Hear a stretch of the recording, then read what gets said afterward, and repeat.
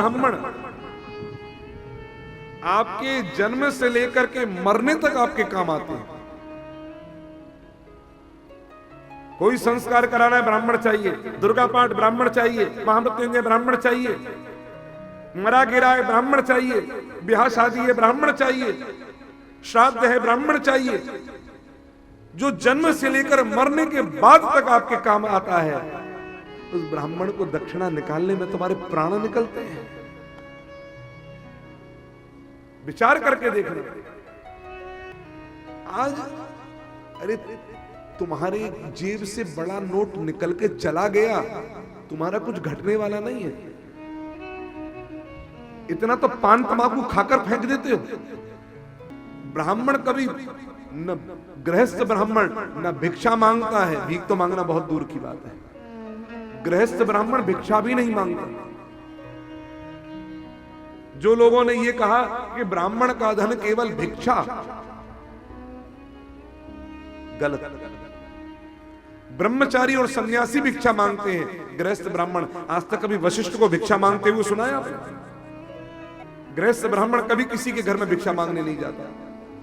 वो अपनी पंडिताई करता है, अपना कर्मकांड करता है, अपना कथावाचन करता है परिश्रम करके, और उसमें भी यदि सिद्धांतवादी होगा तो वो अपनी दक्षिणा भी अपने मुंह से नहीं बोलता। लेकिन मैं एक निवेदन करूं, ये आपका विवेक होना चाहिए कि जो सिद्धांत पर, अपने धर्म पर अडिग चल रहा है, ऐसे सिद्धांतवादी, धर्मवादी और आपके पितृश्वरों का उद्धार करने वाला, आपका कल्याण करने वाला वो ब्राह्मण, उसको आपको क्या देना चाहिए उदारता पूर्वक, श्रद्धा पूर्वक, ये विचार आपका होना चाहिए। क्यों?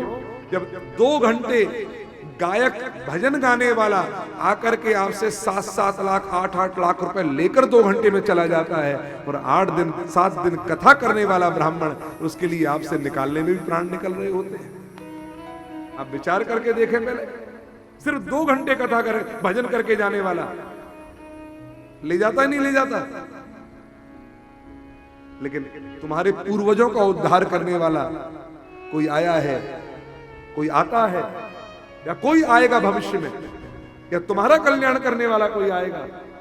वो 8-8 दिन, 7-7 दिन, 9-9 दिन, 11-11 दिन अनुष्ठान करेगा, परिश्रम करेगा, मेहनत करेगा, उसको आप कृपणता पूर्वक क्या दे देते? 11,000, 21,000, 51,000 क्या दोगे?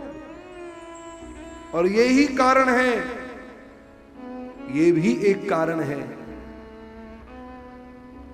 कि आज योग्य विद्वान ब्राह्मणों के कुल में डॉक्टर बन रहे हैं, इंजीनियर बन रहे हैं, मैनेजमेंट में जाकर के वो और पढ़ाई कर रहे हैं, सीए बन रहे हैं, लेकिन वो पंडित नहीं बन रहे हैं।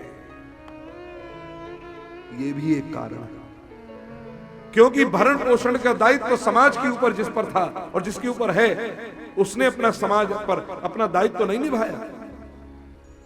देखो, ब्राह्मण की वृत्ति का कोई भरोसा नहीं, याद रखिएगा। मैं आज अपने जैसे अनेक कथावाचकों की बात करूं, उन कथावाचकों की जो न तो मांगते हो, न ही अपना बैंक अकाउंट नंबर चलाते हो, और केवल सिद्धांत पे रह करके और धर्म करके अपना अपना कर्तव्य निर्वहन करके चुपचाप चले जाते हो।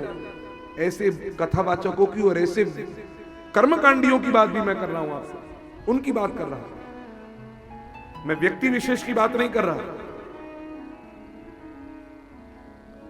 आज विचार करके देखना,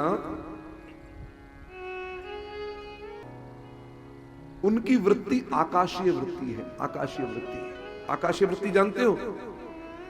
कोई भरोसा नहीं है, कहो तो कहीं पर खूब मिल जाता है, और कहो तो कहीं पर कम मिल जाता है, कहो तो कहीं पर कुछ जैसा नहीं मिलता।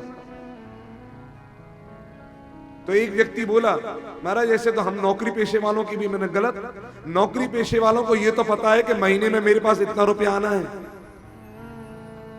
चाहे लाख आए या 1000 आए, लेकिन उन्हें यह पता है कि मेरे पास इतना तो महीने पे आएगा ही। लेकिन बताओ जरा, ब्राह्मण के पास क्या कोई फिक्स इनकम है? कथा आ गई, कर्मकांड आ गया, और लगातार मिल गया, कहो तो 2 महीना बिजी हैं और कहो तो 4 महीना खाली बैठे हैं, तो उनकी वृत्ति तो आकाशीय वृत्ति है। जैसे कब पानी गिरेगा और कब घड़ा भरेगा कौन जानता है। कहो तो कभी घड़ा भर करके ओवरफ्लो हो जाए और कहो तो कभी घड़ा केवल चौथाई भर करके रह जाए।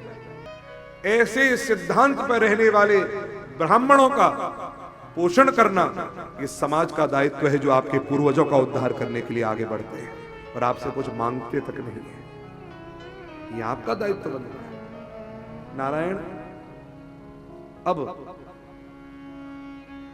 एक विचार और करना है कि जब शादी ब्याह होता है उसमें ब्राह्मण को बुलाते हैं ब्याह पढ़ाने के लिए। वो बेचारा ब्राह्मण रात के फेरे हैं, अब भूख लगी है, वो बेचारा जाएगा काउंटर पर, इसमें भी प्याज, इसमें भी प्याज, इसमें भी प्याज, इसमें भी प्याज। पंडित जी, हाँ क्या हुआ? भैया भूख लग रही है, अब खाने को तो यहाँ सभी प्याज ले।